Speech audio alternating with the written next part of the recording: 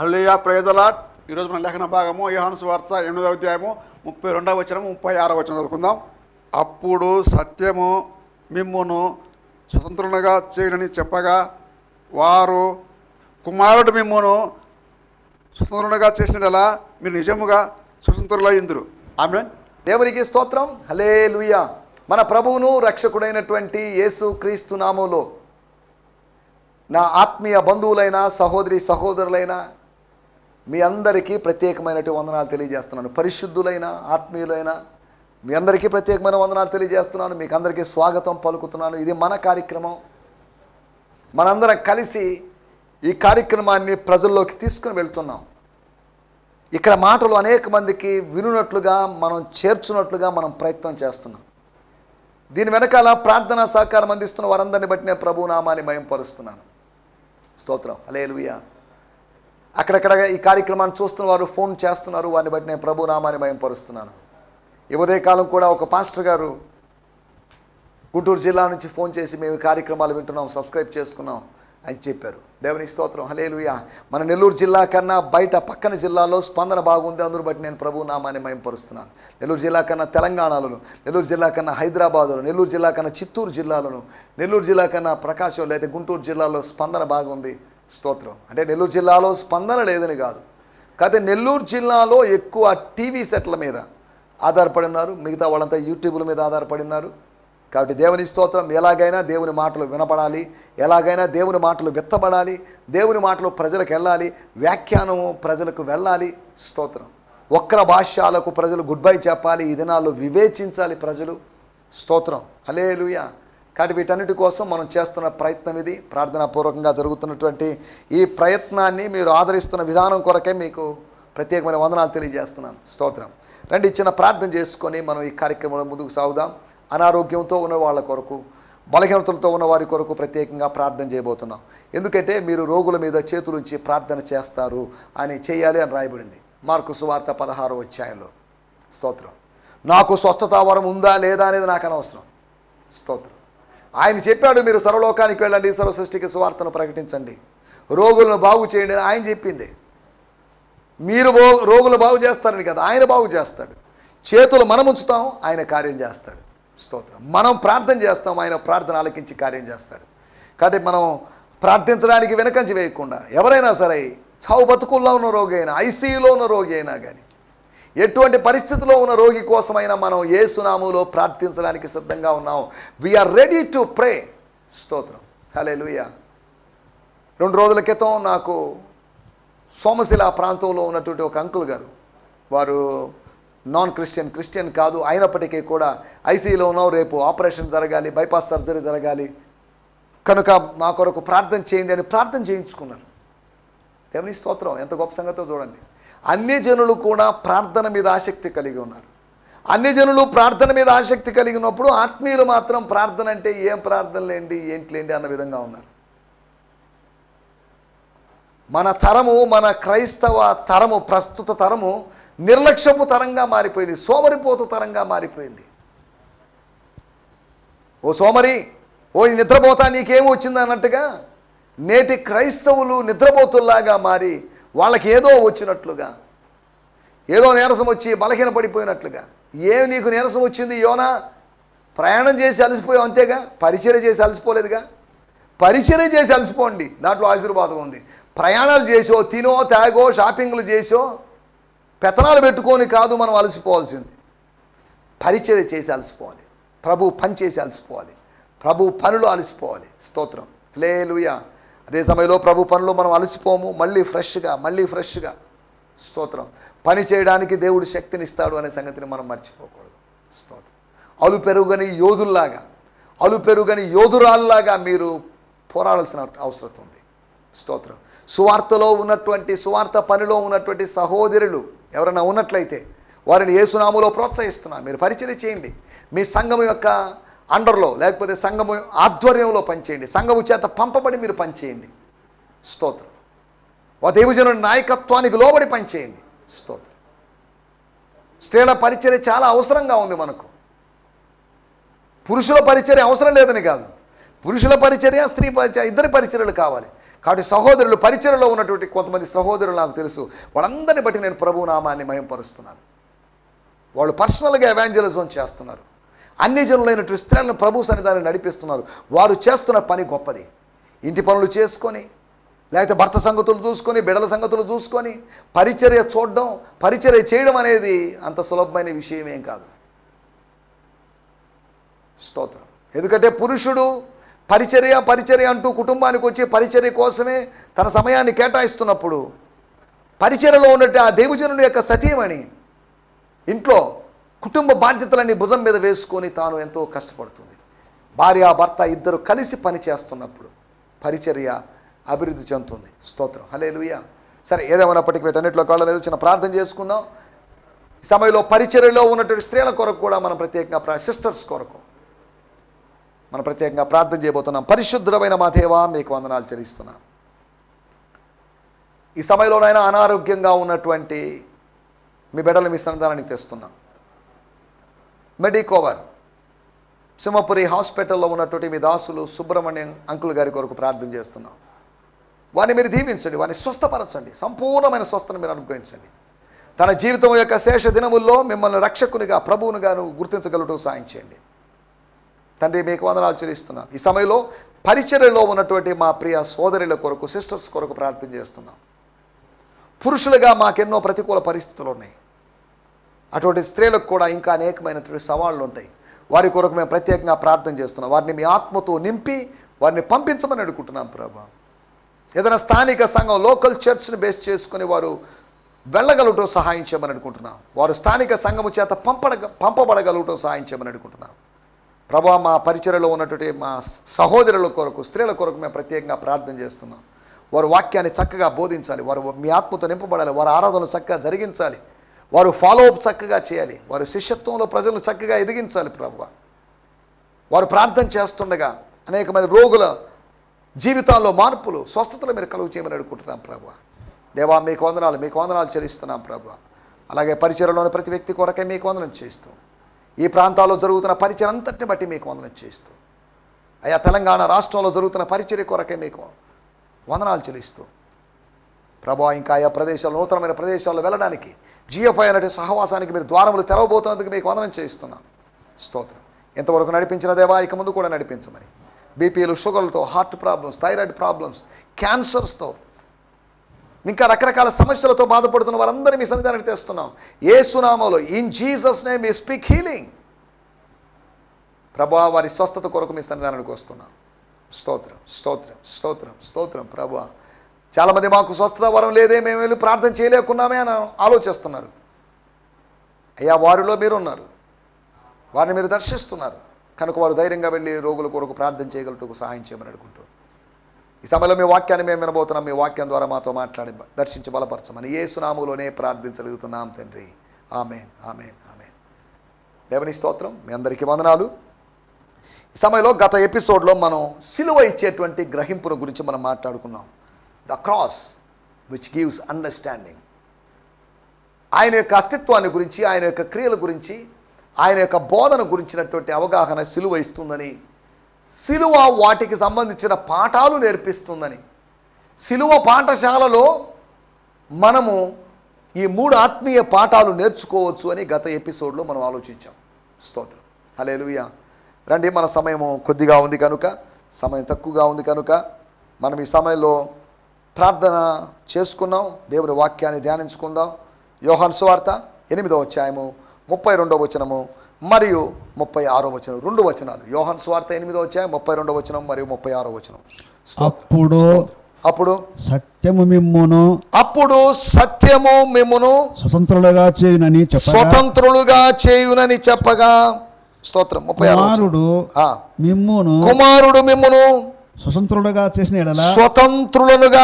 ఎడల మీరు నిజముగా స్వతంత్రులయ్యుందురు. స్తోత్రం. హల్లెలూయా. స్తోత్రం. 32వ వచనం నేను చదువుతున్నాను. స్తోత్రం. You will know the truth and that truth will give you freedom. That truth, ఆ సత్యం, మీరు ఎరిగినటువంటి సత్యం. 36వ వచనాన్ని చదువుతున్నాను. So think of this way, if the son comes to make you free, you will really be free. స్తోత్రం, హల్లెలూయా. సత్యము అని చెప్పబడి తర్వాత కుమారుడు అని చెప్పబడింది. అనగా సత్యము ఈజ్ ఈక్వల్ టు కుమారుడు. దేవుని సత్యము అంటే దేవుని కుమారుడు, దేవుని కుమారుడే దేవుని సత్యమై ఉన్నాడు అని అర్థం చేసుకోవాలి. స్తోత్రం. నేను చదువుతున్నాను 32వ వచనం. For if you embrace the truth, సత్యాన్ని మీరు ఆలింగనం చేసుకున్నట్లయితే, it will release true freedom into your lives, మీ జీవితాల్లోకి నిజ స్వాతంత్ర్యాన్ని అది విడుదల చేస్తుంది. స్తోత్రం. 36వ వచనం. So if the sun sets you free,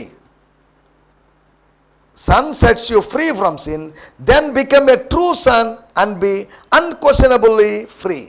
మరలా చదువుతున్నాను. So, if the Son sets you free from sin, కుమారుడు పాపము నుంచి మిమ్మల్ని స్వతంత్రులుగా చేస్తే, then you become a true son and be unquestionably free. నిస్సందేహంగా స్వాతంత్ర్యాన్ని మీరు అనుభవిస్తారు. ఎప్పుడు?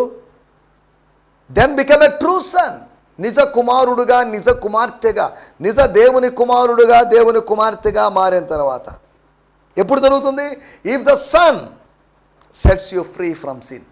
సన్ అనేటువంటి ఆయన సూర్యుడు కాదండి, ఎస్ఓఎన్ సన్ గురించి కాదు. సన్, ఎస్ అనేది కూడా క్యాపిటల్ లెటర్స్లో ఇచ్చారు. అనగా కుమారుడు. కుమారుడు అంటే అందరు కుమారుడని కాదు. కుమారుడు అంటే అబ్రహాము కుమారుడునో, ఇసాకు కుమారుడునో, లేకపోతే పలానా పాత నిబంధనలో భక్తుల యొక్క కుమారుడని కాదు. దేవుని కుమారుడు అనబడినటువంటి యేసు. సన్ అనేటువంటి ఆయన సిన్ను లేకుండా చేస్తాడు. సన్ను ఉంటే సిన్ను ఉండదు, సిన్ను ఉంటే సన్ను ఉండడు. అనగా కుమారుడు ఉంటే పాపం ఉండదు, పాపం ఉంటే కుమారుడు ఉండడు. ఇది మనం అర్థం చేసుకోవాల్సిన విషయం.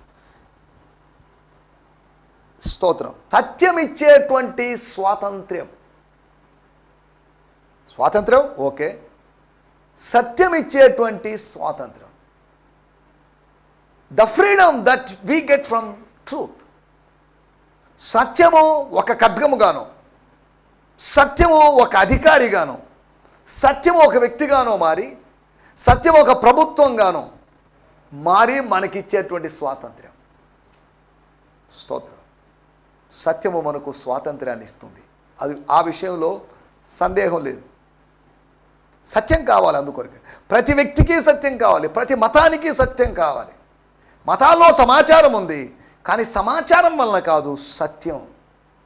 ద సత్యము ఈజ్ జీసస్ క్రైస్ట్. దేవుని స్తోత్రం. ఈ సమయంలో 4 విషయాలు మీకు త్వరగా జ్ఞాపకం చేస్తాను. సత్యము ఎటువంటి స్వాతంత్ర్యాన్ని ఇస్తుంది, దేంట్లో నుంచి మనకు స్వాతంత్రం ఇస్తుంది.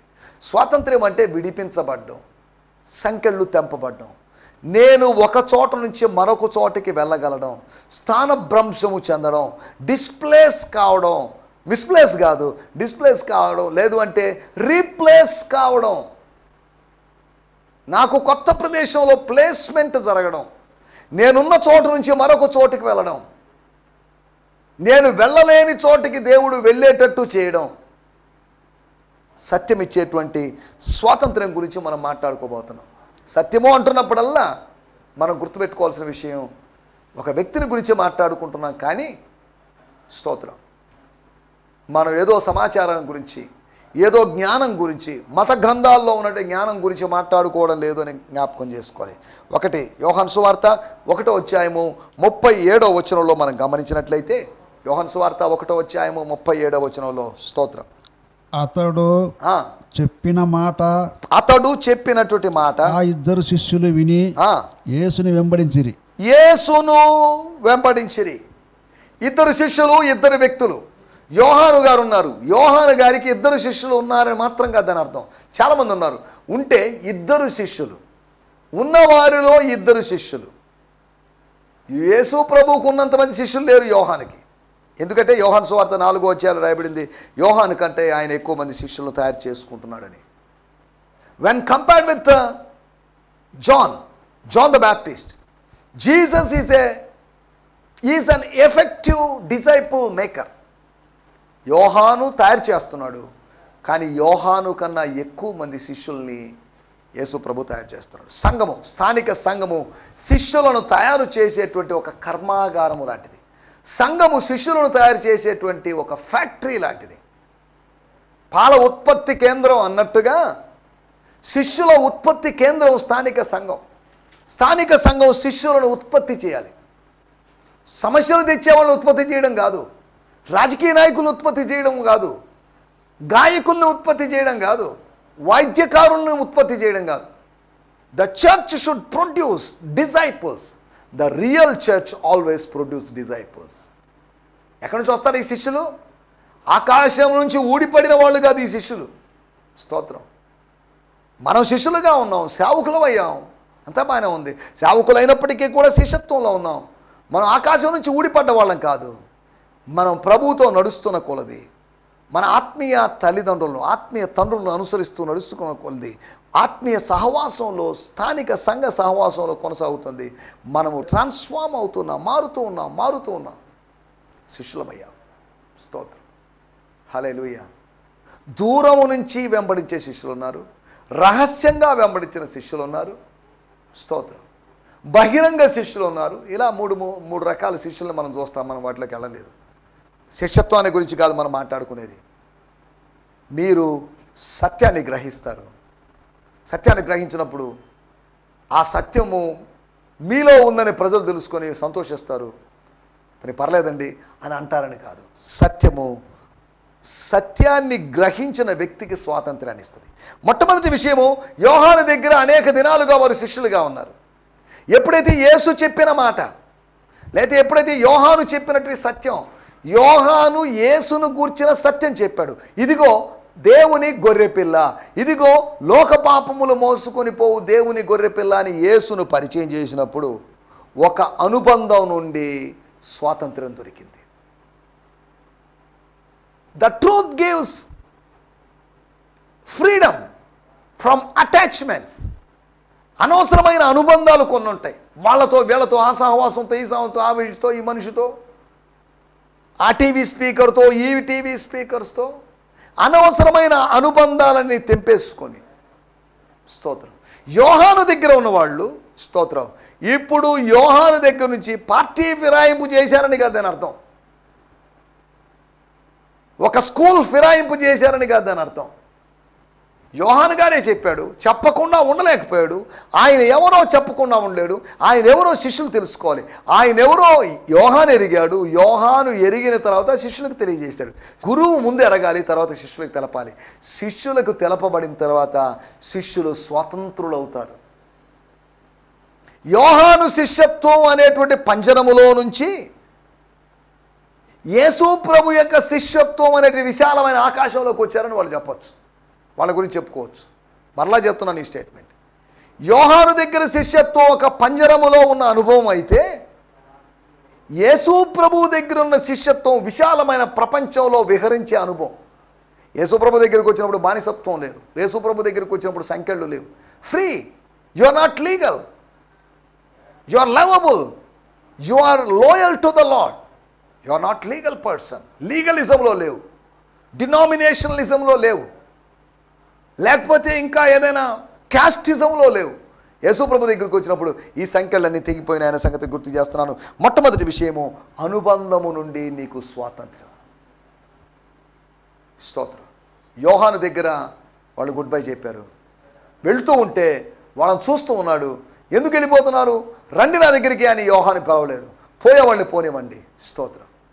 ఇదేంటండి, నేను పరిచయం చేసిన యేసు నా శిష్యులు ఇద్దరిని తీసుకొని పోయి, ఇది అన్యాయం అండి. ఇది ఆయన శిష్యులు నా దగ్గర చేర్చాలి కానీ నా శిష్యులు లాక్కొనిపోవడం ఏంటి, పెరుక్కొనిపోవడం ఏంటి అని పోటీతత్వంతో ఆలోచించలేదు. నేను ప్రకటించింది ఎందుకంటే వాళ్ళు సరైన స్థలంలో ఉండాలి. నాతో ఉన్నవాళ్ళు సరైన స్థలంలో లేరు. వీళ్ళు ఎదుగుతూ ఉన్నారు. ఈ ఇద్దరు మిగతా శిష్యుల కన్నా అధికంగా ఎదిగారు. ఇప్పుడు నా శిష్యత్వం చాలదు, నా పోషణ చాలదు, నా ఫీడింగ్ చాలదు. వీళ్ళకి అనదర్ టీచర్ కావాలి, బెస్ట్ టీచర్ కావాలి, గ్రేట్ టీచర్ కావాలి. నాకన్నా గొప్పవాడైనటువంటి బోధకుని దగ్గరికి, నాకన్నా ఉన్నతమైనటువంటి బోధకుడి దగ్గరికి వెళ్ళాలి అన్నట్టుగా యోహాను ఆలోచించాడు. చిన్న కాన్వెంట్స్లో నుంచి స్కూల్స్కో లేకపోతే హై స్కూల్స్కి, తర్వాత కాలేజ్కి, తర్వాత యూనివర్సిటీస్కి వెళ్తాం. ప్రమోషన్ ఇలా మనం ఒక్కో స్టెప్ వెళ్ళే కొద్దీ స్కూల్ స్థాయిలో నుంచి, లేకపోతే హై స్కూల్ స్థాయిలో నుంచి, కాలేజ్ స్థాయిలోంచి యూనివర్సిటీ స్థాయిలోకి ఒక విద్యార్థి ప్రయాణం సాగిస్తాడు. ఆత్మీయ జీవితంలో కూడా ఇలాగే విభిన్న దశలు ఉన్నాయి, వేరు అనుభవాలు ఉన్నాయి, వేరు స్థాయిలు ఉన్నాయనే సంగతిని గుర్తు చేస్తున్నాను. రెండో విషయాన్ని నేను మీకు జ్ఞాపకం చేస్తాను. యోహాను సువార్త 5వ అధ్యాయము 8, 9 వచనాలు. స్వాతంత్ర్యాన్ని ఇచ్చేటువంటి సత్యం యొక్క స్వభావం స్వాతంత్ర్యాన్ని ఇస్తుంది. బానిసలుగా మార్చదు సత్యం. అసత్యం బానిసలుగా మారిస్తే సత్యం స్వతంత్రులుగా చేస్తుంది. రెండో విషయము యోహాను సువార్త 5వ అధ్యాయము 8, 9 వచనాలు. యేసు నీవు లేచి నీ పరిపెత్తుకుని నడువమని వానితో చెప్పగా వెంటనే వాడు స్వస్థత నుండి తన పరిపెత్తుకుని నడిచెను. రెండోది అనారోగ్యము నుంచి స్వాతంత్ర్యం. లేచి నీ పరిపెత్తుకొని నడువు. ఆలస్యం చేయదు ఇక. Don't delay anymore. It's too late now so far. ఇప్పటికే చాలా ఆలస్యమైంది. గెటప్, లేము, తేజరినము. నీకు వెలుగు వచ్చినది, స్వస్థత వెలుగు వచ్చింది, నీకు ఆరోగ్యపు సంబంధపు వెలుగు వచ్చింది. గెటప్. స్తోత్రం. రోగశైలిలో పడుకున్నారేమో, కూర్చున్నారేమో, దేవుడితో మాట్లాడుతున్నాడు. వీల్ చైర్లో కూర్చున్నారేమో, దేవుడితో మాట్లాడుతున్నాడు. రైస్. నువ్వు చేయలేని పనిని విశ్వాసంతో చెయ్యి. ఇది నా వల్ల కాదు అనుకుంటున్నావేమో, ఇది నీ వల్ల కాదు, వాస్తవమే. ఇది నిన్ను బలపరచు క్రీస్తు ద్వారా సాధ్యం. స్తోత్రం. 38 సంవత్సరాలుగా చేయలేని పనిని ఆ వ్యక్తి 39వ సంవత్సరంలో చేశాడు. అది యేసు రావడాన్ని బట్టి, యేసు మాట్లాడడాన్ని బట్టి, యేసు లేవమని చెప్పడాన్ని బట్టి. స్తోత్రం. యేసు చెప్తే మనం ఏదైనా చేయగలం. ఆయన మాట చొప్పున మనం ఏదైనా చేయగలం. ఆయన మాట చొప్పున వలలు వేస్తాం. ఆయన మాట చొప్పున పరుపెత్తుకుంటాం. ఆయన మాట చొప్పున సమస్తము చేయగలము. స్తోత్రం. హల్లెలూయా. స్తోత్రం. ఒకటి అనుబంధం నుంచి స్వాతంత్రం, రెండోది అనారోగ్యం నుంచి స్వాతంత్రం. Freedom from sickness or disease. స్తోత్రం. మూడవ ఫ్రీడమ్ గురించి నేను మీకు జ్ఞాపకం చేస్తాను. యోహాను సువార్త 6వ అధ్యాయము 20, 21 వచనాలు. స్తోత్రం. యోహాను సువార్త 6వ అధ్యాయము 20, 21 వచనాలు. స్తోత్రం. అయితే ఆయన నేనే భయపడకూడని భయపడిన శిష్యులతో, భయపడినటువంటి 12 మంది శిష్యులతో, దెయ్యమో భూతమో అనుకున్న శిష్యులతో చెప్పాడు. కనుక ఆయనను దోణి మీద ఎక్కించుకొనుటకు వారు ఇష్టపడి వెంటనే ఆ దోణె వారు వెళుచున్న ప్రదేశమును కనగా గమ్యానికి చేరుకుంది. స్తోత్రం. యేసు ఉంటే గమ్యానికి చేరుతావు. యేసు లేకపోతే నీ జీవితం అగమ్య గోచరంగా మారుతుంది. స్తోత్రం. మూడో విషయాన్ని నేను మీకు జ్ఞాపకం చేస్తున్నాను. భయపడద్దు. Don't fear. Be of good cheer. హ్యాపీగా ఉండండి. డల్గా ఉన్నారేంటి? నిరాశలో ఉన్నారేంటి? నిస్పృహలో ఉన్నారేంటి? నా ప్రాణమా, నాలో నువ్వు ఎందుకు కుంగి ఉన్నావు అని భక్తులు తనతో చెప్పినట్టుగా శిష్యులందరి ప్రాణాలు వాళ్ళలో కుంగిపోయినాయి. వాళ్ళ గుండెలు కరిగిపోయినాయి. ఇదేంట్రా బాబు, ఇది దెయ్యం ఏంటి మన వైపుగా రావడం ఏంటి, భూతం ఏంటి మన వైపుగా రావడం ఏంటి అని. స్తోత్రం. హల్లెలూయా. స్తోత్రం. ఆందోళన నుంచి వాళ్ళు ఆయన్ని చేర్చుకొనుటకు ఇష్టపడ్డారు. వాళ్ళకు మనసు ఏర్పడింది. మేము చేరుకుంటామో లేదో అనుకున్న వాళ్ళకి ఆయన్ని చేర్చుకోవడానికి మనసు కలిగింది. దేవుడు కార్యం జరిగించడం వల్ల, నేనే అని చెప్పడం వల్ల, ఆయన నేనే అని చెప్పేటువంటి సత్యం, ఆయన గురించిన సత్యం, ఆయన సత్యం మనతో మాట్లాడినప్పుడు మనం స్వతంత్రులం అవుతాం. యేసును గురించిన సత్యం యోహాను ప్రకటించినప్పుడు ఒక అనుబంధం నుంచి స్వాతంత్ర్యం కలిగింది ఇద్దరు శిష్యులకి. రెండోది 38 సంవత్సరాలుగా రోగిగా ఉన్న వ్యక్తికి స్వాతంత్ర్యం దొరికింది అనారోగ్యం నుంచి. మూడోది శిష్యులకి ఆందోళన నుంచి స్వాతంత్రం దొరికింది. నాలుగో మాట నేను మీకు గుర్తు చేస్తున్నాను. యోహాను సువార్త 8వ అధ్యాయము 30వ వచనం. ఆయన ఈ సంగతులు మాట్లాడుచుండగా ఏం జరిగింది? ఏం జరగలేదని కాదు, ఏం జరిగిందో చూద్దాం. యోహాను సువార్త 8వ అధ్యాయం 30వ వచనం. అనేకులు ఆయన యందు విశ్వాసముంచిరి. As Jesus was speaking, many in the crowd believed him. As Jesus was speaking. యేసు మాట్లాడిన తర్వాత అని కాదు, ఆయన ఇంకా నువ్వు మాట్లాడుచుండగా. స్తోత్రం. కొన్ని హృదయాలు మండాయి, కొన్ని హృదయాలు విశ్వాసంతో నింపబడ్డాయి. స్తోత్రం. హల్లెలూయా. నాలుగో విషయాన్ని నేను మీకు జ్ఞాపకం చేస్తున్నాను. అవిశ్వాసము నుండి వారికి స్వాతంత్రం దొరికింది. స్తోత్రం. అనేకులైన యూదులకి మొట్టమొదటిగా ఇద్దరు శిష్యులకి అనుబంధం నుంచి స్వాతంత్రం దొరికింది. ఒక్క రోగికి అనారోగ్యం నుంచి స్వాతంత్రం దొరికింది. 12 మంది శిష్యులకి ఆందోళన నుంచి స్వాతంత్రం దొరికింది. ఇప్పుడు అనేకులైనటువంటి యూదులకి దేవాలయంలో ఆ రోజు అనగా పర్ణశాల పండగ అయిపోయిన తర్వాత దేవాలయంలో ఉండి యేసు బోధ వినాలని చూస్తున్న వారికి, యూదా మతంలో కొనసాగుతున్న వారికి స్తోత్రం స్వాతంత్ర్యం దొరికింది. స్తోత్రం. దేంట్లోంచి స్వాతంత్రం? అవిశ్వాసము నుంచి స్వాతంత్రం దొరికింది. They got liberty or freedom from unbelief. వారు అవిశ్వాసం నుంచి విశ్వాసంలోకి ప్రయాణించారు. అవిశ్వాసాన్ని దాటుకొని విశ్వాసంలోకి వచ్చేసారు. అవిశ్వాసపు నదిని దాటుకొని విశ్వాసపు తీరానికి వచ్చారని చెప్పుకోవచ్చు. స్తోత్రం స్తోత్రం హల్లెలూయా. నా మాటలు నేను ఇక్కడ ముగిస్తున్నాను. సత్యము అనగా కుమారుడు. సత్యము మిమ్మల్ని స్వతంత్రులుగా చేస్తుంది. కుమారుడు కూడా స్వతంత్రులుగా చేస్తాడు.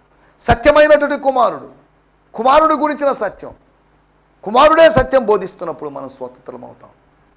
మనము స్వతంత్రులం కావాలి. ఆగస్టు 15 సెలబ్రేషన్స్ గురించి నేను మాట్లాడడం లేదు. స్వాతంత్ర దినోత్సవ సెలబ్రేషన్స్ గురించి నేను మాట్లాడడం లేదు. నేను మాట్లాడుతుంది యేసు ఇచ్చే సత్యం ఇచ్చేటువంటి స్వాతంత్ర్యం గురించి.